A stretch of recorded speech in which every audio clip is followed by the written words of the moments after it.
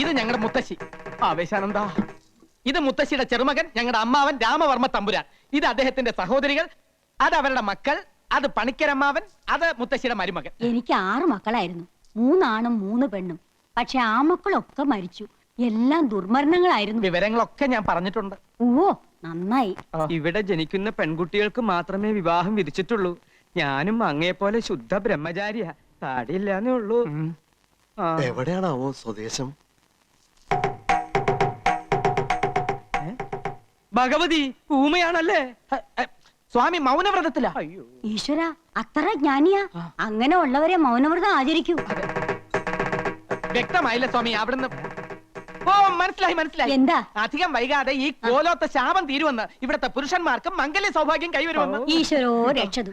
അങ്ങനെ ഒരു സമയം ഉണ്ടായിട്ട് വേണം എനിക്ക് മനസമാധാനായിട്ട്